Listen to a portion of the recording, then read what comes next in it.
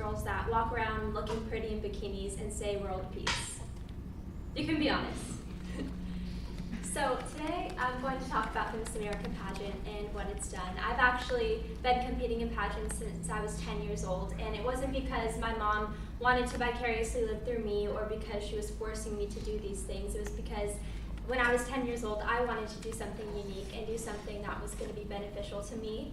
I was at a Girl Scout event and I saw the Miss City of Orange, and that she kind of was my role model and got me started and interested in competing in pageants. And fun fact, it is actually more likely for your son to compete in the Super Bowl than for your daughter to win Miss America. So today I'm going to be talking about the different pageant systems, the elements of competition, and famous title holders. So according to Nocella from the Miss America organization in 2015, Miss America is trying to redefine its role in society and empower women. So they've actually removed the swimsuit competition as of recently. That's a newfound change in the system. And in Miss Universe, they have swimsuits still, but that's the Donald Trump organization. And then Miss America, they're focused on more things. So they upped the percentage of the talent competition. So now talent is worth almost half of your overall score. And you can pretty much do anything when you're competing in talent. You can sing, dance. I've seen girls do paintings on stage. You can even do a monologue, do acting. So it's really up to your choice and your discretion of whatever you choose to do. And then, according to Buckley from New York Times in 2011, through the platform competition of Miss America, the girls and the contestants have raised over $17 million for Children's Miracle Network and thousands of community service hours, and that's just for the Children's Miracle Network. That's not to say all of the countless hours that the girls have put into other organizations. So platform is also a big part of the competition as well. And then for the Miss America program, they also have a teen division. So that's for girls from about 13 to 17.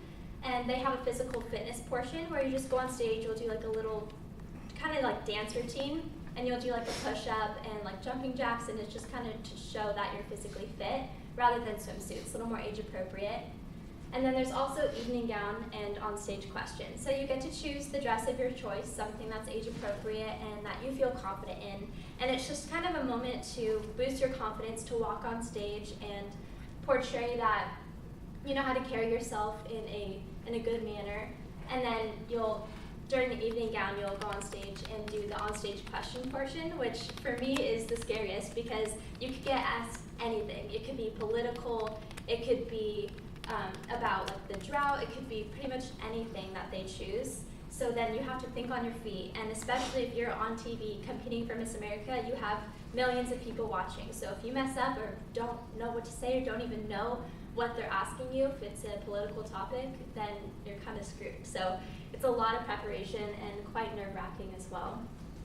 And then why girls compete is typically for scholarship money. It's not just for the glamour, but a lot of girls compete and try to win just so that they can afford to pay for their college. And luckily with the Miss America organization, that's what they're about, and that's why they have the organization is to help girls pay for their college tuition.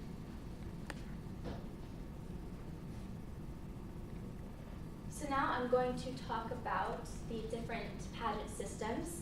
So there's multiple different ones. So like the top two I'd say are Miss America and then Miss Universe.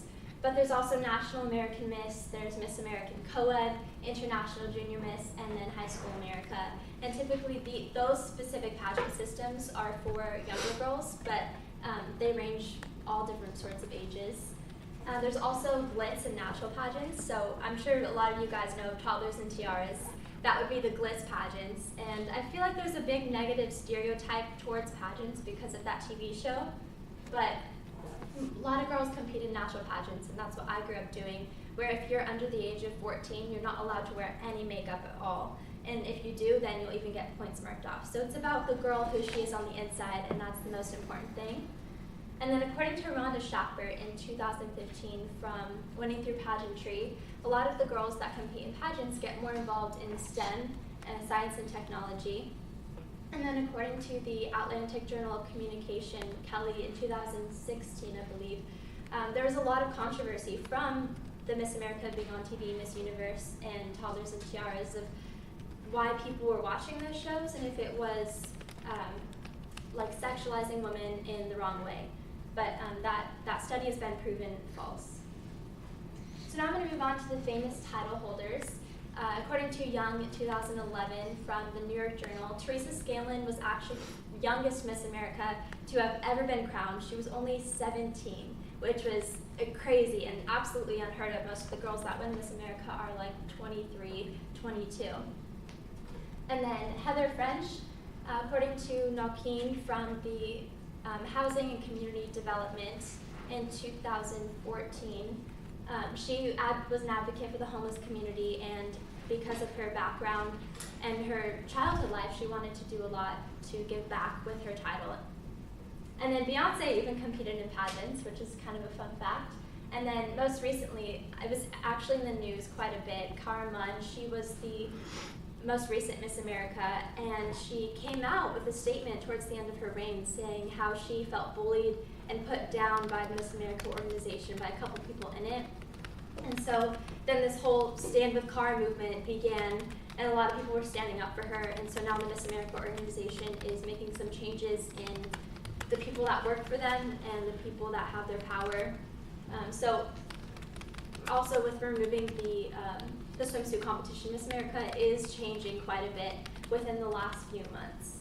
And then Heather Whitestone, pictured here, she was actually the first deaf Miss America, which I think is so awesome because most people think that you have to be perfect to win these titles, but it's really about just being who you are on the inside and being confident and showing the best version of yourself. So today I talked about the different competitions, the pageant systems, and famous title holders. If you'd like to learn more, you can go to missamerica.org or even Miss Universe organization, you can look into that. But I highly recommend competing in a pageant. It's honestly changed my life and shaped me into the person that I am today. It's opened so many doors, and hopefully they can change yours too. Thank you.